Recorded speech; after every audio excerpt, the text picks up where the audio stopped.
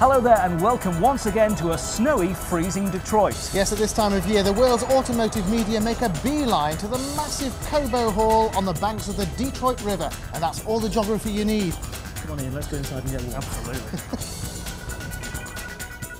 On the first of our Motor Week specials from the Detroit Auto Show, we look at Ford's new concept car, the 49er, Richard Hammond compares Chrysler's PT Cruiser with Volkswagen's Beetle, and Ken Gibson is one of the first to take a drive in Jeep's brand new Cherokee.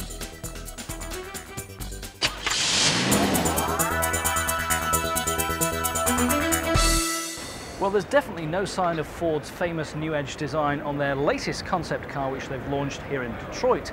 2 years ago, they brought us the Thunderbird, and now they've produced another retro heritage car in the shape of what they call the 49.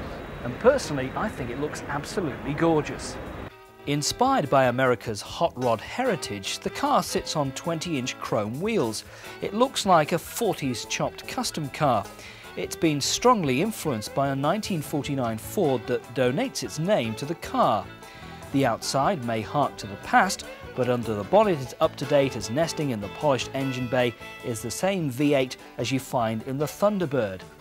Inside you have raised centre console, 4 bucket seats and a single instrument pod. Richard, you've just stunned us this afternoon here at the show with the 49 concept. What's the feeling behind it? Well, it's a little bit of an experiment. It's not really aimed at being a production car.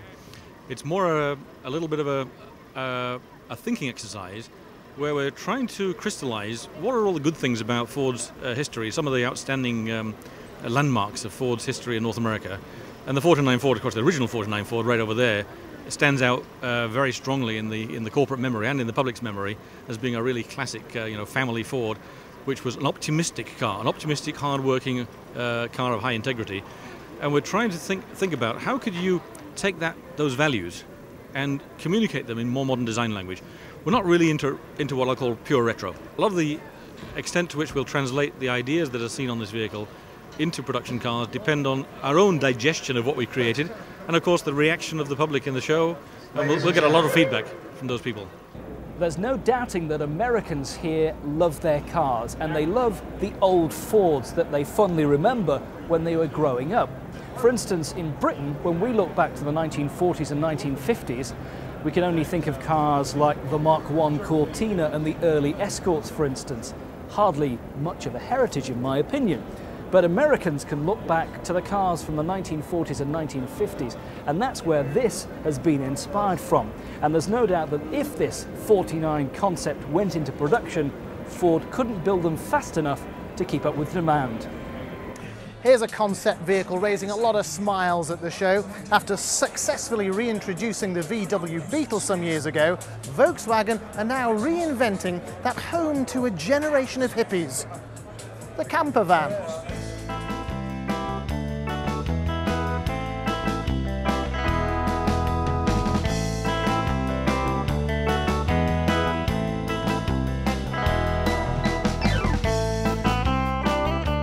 US market, people are interested in utility, but at the same time they want something with a lot of character. That's why a lot of people have been going towards the SUV, and I think this poses a nice alternative perhaps to the big off-roaders, at least for active people, for families and so on. It really does bring a smile to people's faces, doesn't it, the idea of the camper? Yeah. Why do you think that is? I just think it's because it's about adventure and getting out there and exploring. It's about family or friends. It's about surf trips, or it's just about exploration, and I think that the microbus gives you that potential. You can sleep in it, you can live in it, you can do what you want. And when you have the camper, then who knows, anything's possible.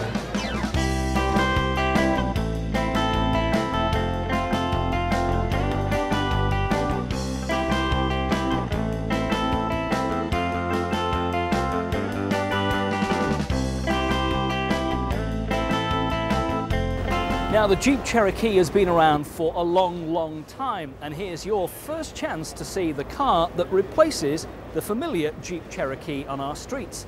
And it's this. It's called the Liberty. although only in the United States. At home it's still going to be called the familiar Jeep Cherokee, and you can see from the style that Chrysler's designers are finally taking style and image over practicality. Now, it should go on sale in the autumn and is influenced from the Jeepster concept we saw a few years ago. Extremely trendy and very different. Remember, this will have to compete with the likes of the Freelander and the new Ford Maverick, which are seen very much as lifestyle machines, sport utility vehicles, as they call them here in the States. It may look slick on top, but underneath it's built to tackle the rough stuff, with 3 all-new engines packaged to drive the permanent 4-wheel drive. And what about the inside? Well, it's very smart and very different. Trevor Creed is Vice President of Chrysler's design team. To us, the good old Cherokee was great, but it was introduced originally here in 1983, so it's a little bit long in the tooth, and we felt that the opportunity of doing something entirely new and fresh, and not just the styling, it has independent front suspension, so it's a much better ride. We all know that the previous Cherokee had some issues with ride and handling, and it's just so much more practical, and of course it's got a decent rear seat and rear seat entry, which the previous one really never had. It's okay if you just were a driver, but if you had to take 4 people with you, it's a bind getting in and out of the back. While we were looking at the Liberty under the lights of the show, Ken Gibson took to the Detroit streets to find out how good the new Liberty, or Cherokee as it will be called in the UK, really is.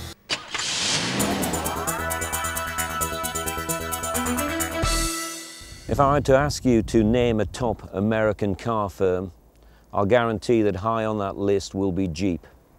And the Jeep Cherokee is the motoring equivalent to John Wayne as an all-American action hero of the road. But after 18 years and 2 million sales worldwide, the Cherokee was beginning to show its age. It was going under increasing pressure from a whole new breed of soft roaders and other 4x4s. So Jeep very quickly decided that they would bring out an all-new Jeep Cherokee. We've come to snowbound Detroit to put the new Cherokee to the test. So let's go and see just how good this new American icon is, on-road and off-road.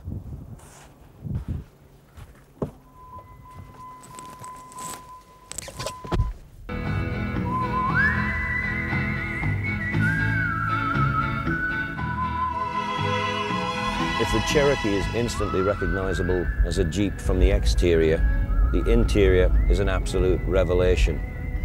On the old model, it was one of the weak points. It was rather boxy, messy and square. They've now got a much smarter dash. It looks visually very attractive. Everything is very easy to touch, easy to hand, which means that it will be a very relaxing vehicle to drive. I particularly like the steering wheel. It is a really horny steering wheel. I know they're meant to be just simply for pointing it in the right direction, but this is nice to look at. I like the satin chrome touches as well on the dash, which break it up from the normal massive grey that you get in too many cars. There'll be a range of new engines, starting with a 2.4 petrol, a new improved 2.5 diesel, and an all-new 3.7 V8 flagship. I've only driven the 3.7 litre so far, but I was impressed by the smoothness, how refined it was, and it's definitely got plenty of power. I also like the driving position. It's been much more improved. You feel as if you're sitting up higher than the old model. It's very much in command, which I like. It's also, the seats are comfortable, firm, and the other big thing they've done with this is there's a lot more space, especially in the back, where the old model was cramped. This one has got a lot more headroom and legroom. The new Cherokee will go on sale in the UK late September, early October. I expect prices to start similar to the current models, which are around about 18,000.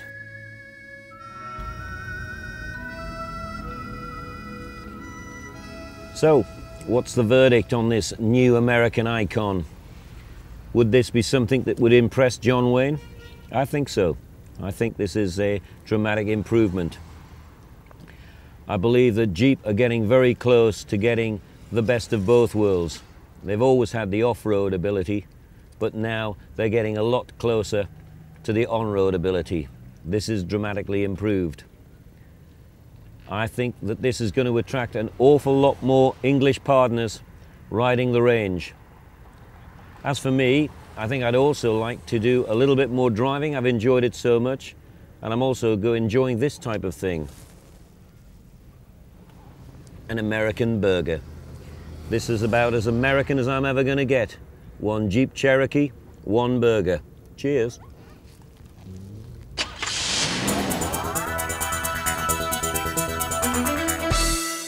Well, 2 years ago in Detroit, Nissan wowed the show when they decided to reintroduce the Z Car. It was only a concept then, but they've done much the same in 2001. And, well, the rumour is that the new Z Car is the car of the show. And joining me is Wayne Bruce from Nissan Great Britain. Wayne, this is a car that they've decided to hopefully introduce properly, although there are doubts about whether it's going to come to the UK. The car is going to go on sale in America, for sure, in 2002, and it will look very much like the lovely thing we have here. They're expecting demand in the US to be massive. I mean, the original 240Z still holds the record as the best-selling sports car of all time, and this may well do the same. If there is enough demand from Europe, and if the UK press, yourselves, like it enough, then hopefully, yes, we will get it in the UK, but it may not be till 2003. We've released sort of early performance figures for it, and it's going to have 260 brake horsepower minimum, 0 to 60 in under 6 seconds. But the exciting thing is, in the UK sort of price terms, around £28,000 maybe. So it's going to compete with the likes of the Audi TT and the BMW Z3, maybe something like that? Absolutely, yeah. Except this is going to be rear-wheel drive.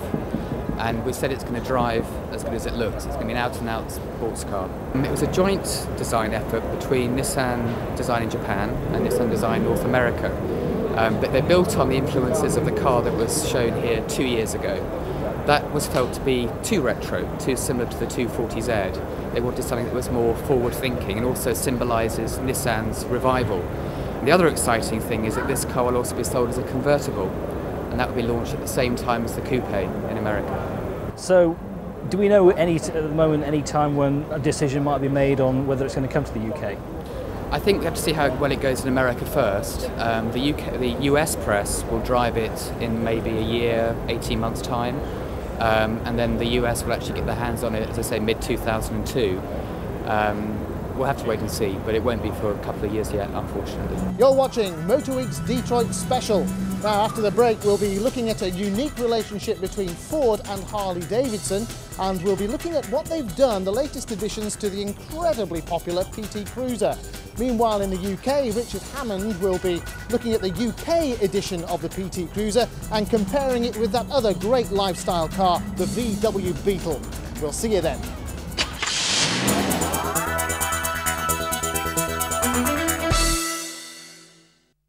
Well, back in the UK, Chrysler sold the first batch of PT Cruisers like hotcakes. They can't import enough of them, so much so that they're now thinking of making these in Graz, Austria to speed up production. But how do they compare in practical terms as well as the cool lines of styling? Well, Richard Hammond has been looking at the PT Cruiser in comparison with that other great lifestyle classic, the VW Beetle, back on the roads in Britain. Come on, you've met one. The office loon. You know, well, mad me. Yeah, right. If being mad consists of wearing a silly tie and being able to impersonate an air raid siren on your tea break, then hooray for the gift of comedy. And of course, the truly wacky need an equally zany car to express their just crazy nature. And until now, there's only been one, this, the VW Beetle. Thank you, me, because now there's a choice of two cars for the truly and irritatingly loopy with the arrival of this from Chrysler, the PT Cruiser. And it's as mad as a box of frogs, quite clearly. Which is good, because with these two, we can now enjoy wacky races, can't we? Fair enough, you're on.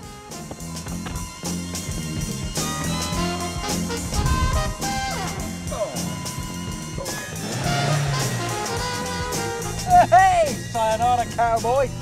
Oh dear. The thing is, although this thing might look completely nutty, basically underneath what you've got is a golf platform. It's nothing more than a golf in a daft fluorescent curly wig and an Hawaiian shirt. So you would expect it to be a pretty nifty drive. The Golf certainly isn't bad, but somehow it isn't a shade of the Golf's poise on the road. It might be something to do with the feel of the car. This enormous dash area in front puts you more in mind of an elderly Renault Espace than a hot hatch, certainly, and it makes it very difficult to gauge where the corners of the car are, so straight away you feel a bit clumsy. That said, it is very nice and light and bright and airy in here, and the interior is certainly funky. It's not somewhere you could be somber and in a bad mood. The seats, though, definitely don't feel as supportive as they might do, and I wouldn't fancy being in here for a particularly long journey. As for being in the back, forget it.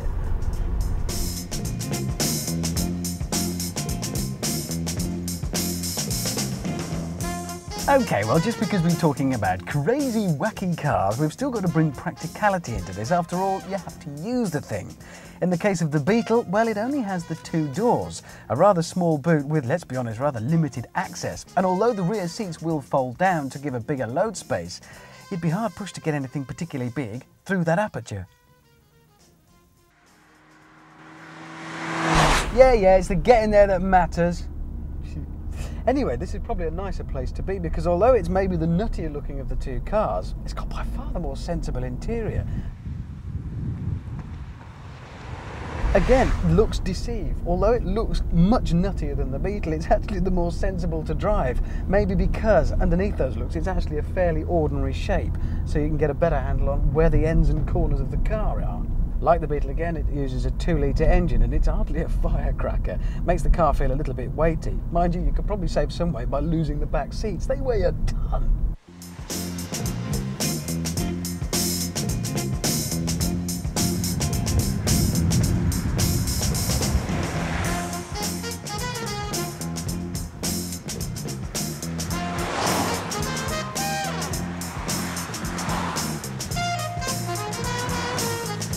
When it comes to practicality in the case of the PT Cruiser, well, it's an entirely different story. Once again, despite it being the nuttier looking of the 2, it's actually the more sensible. There's a huge and easily accessible rear boot with a 2-level parcel shelf. The rear seats split, can fold forward and tip forward again, and even be removed completely to give almost van-like space. Sure, the Beetle is a bit of fun, but the PT Cruiser takes it to another plane because it shows not only can you have a lot of fun, but also a practical car. Despite its toontown looks, it's actually as versatile and as easy to live with as many a boring old mini MPV. So yes, it might be the office loon, but it's also very good at its job.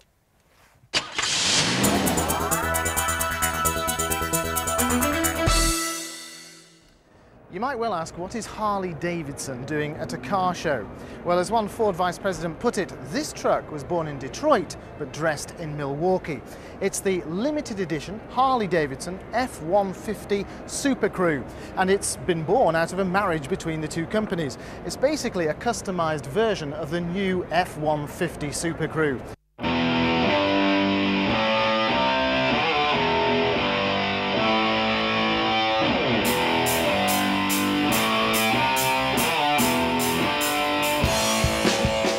How did you know there would be an interest in a truck that has echoes of Harley Davidson? Well, I think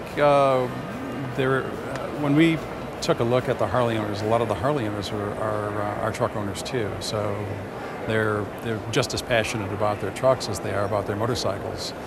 So we were pretty sure that there would be a lot of interest, not only from the customer standpoint, but also from Harley Davidson's standpoint. We talked to Harley, and of course they were very interested in it. And not only is it interesting, but it's a lot of fun for them and for us too. How did you agree on the styling? Because no 2 Harley Davidsons are alike, as you well know as a Harley Davidson owner yourself. You get the bike, you dress it up. Now this is fairly understated, isn't it, for Harley Davidson? Absolutely, and if you take a look at most of the Harley bikes as they come out of the factory, you'll see that even though they're very dramatic in of themselves, the dress-up, if you will, is left up to the owner, and same as this truck here. This truck has a lot of potential, upside potential yet, that can be very personalized, and that's what we hope that our customers do. We hope they treat our trucks like they do Harley Davidson's bikes. Talking about major refinements to 2 of our key products, the Acura 3.5 RL. In America, they call the luxury brand of Honda Acura. But whichever way you look at this new RSX prototype, it is going to be the replacement for the very popular Integra Coupe when it arrives in the UK later this year. The fully finished production version will debut in New York in about 3 or 4 months' time, but this that we see here in the prototype form is about 90% finished, so we're told. It features a new 2-litre 16-valve overhead cam engine with iVTEC intelligent valve control, and it's going to produce some 200 brake horsepower and will be surely very popular both here and at home when it goes on sale in the UK later this year. The 3-door, 4-passenger RSX combines aggressive styling with a wide, muscular stance, with short overhangs front and rear to communicate its serious sporting intentions. The car is also the first model in the United States to feature the next generation of Honda's iVTEC technology. I don't know about you, but I quite like the look of this new RSX prototype. It seems strange in the UK that the only way that Japanese manufacturers can appeal to a younger audience is through their hot performance cars. And I have no doubt that this thing will sell like hotcakes when it goes on sale. Its styling may not be to everybody's tastes, but it's certainly going to be one quick car.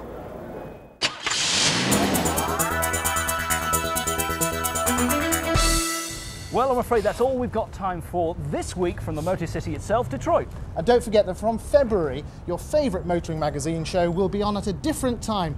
10:30 p.m. on Thursdays, repeated at 9:30 on Sundays. And if you have one of the old analogue satellite dishes, you'll need to upgrade to one of the new digital systems to carry on watching us. See you next week. Bye. Coming up on next week's show, we look at Chrysler's stunning Crossfire concept. We take a peek at the new Thunderbird as Ford's classic convertible makes its return, and Howard finds out if the new Mini is really going to cut it over here in the States. See you then.